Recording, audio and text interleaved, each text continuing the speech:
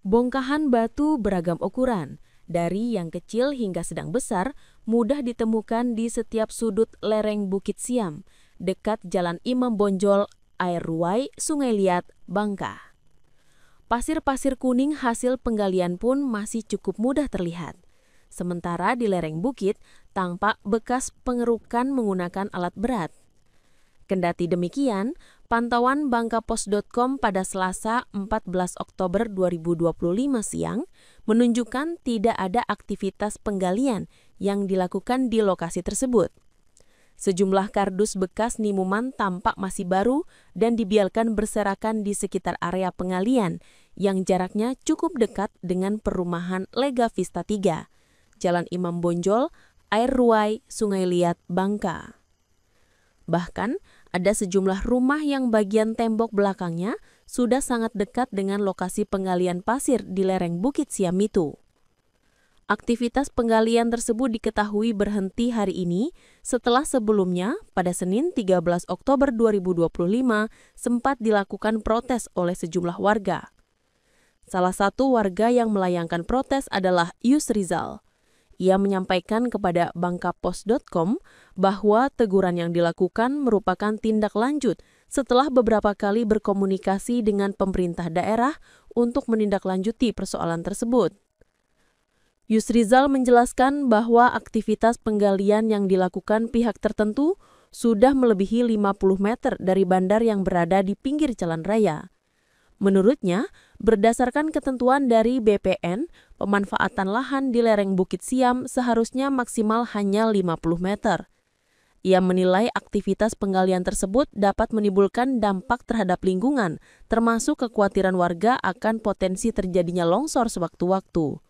Kondisi itu, kata dia, semakin parah saat hujan karena jalan raya di sekitar lokasi sering becek akibat pasir bekas galian yang bercampur air.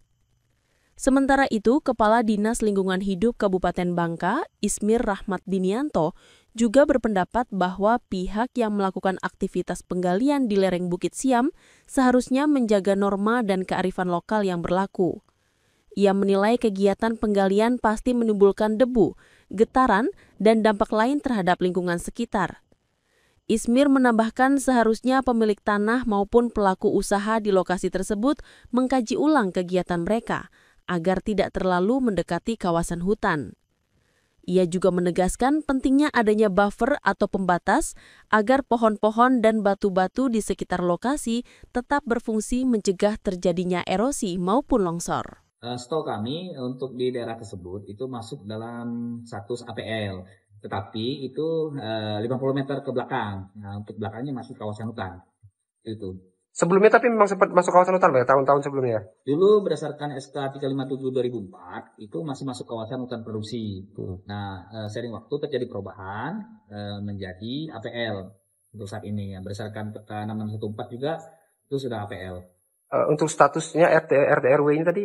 Kalau di RT RW kita yang sudah dirubah di tahun 2024 ya. 2024 itu sudah masuk dalam kawasan pemukiman. Masuk di pemukiman. Bang, tadi kan meskipun sudah masuk dalam kawasan pemukiman, itu kalau kita lihat di pengerjaannya kan memang sudah mepet ke pemukiman warga. Nah, ini solusi-solusi ataupun saran-saran lah kepada yang mengerjakan itu seperti apa sih, Bang? Idealnya kita sih dalam berkehidupan bermasyarakat harus menjaga norma-norma dan juga kearifan lokal yang ada. Yang mana kita ketahui bersama kan, proses itu kan pasti menimbulkan debu, getaran, dan segala macam.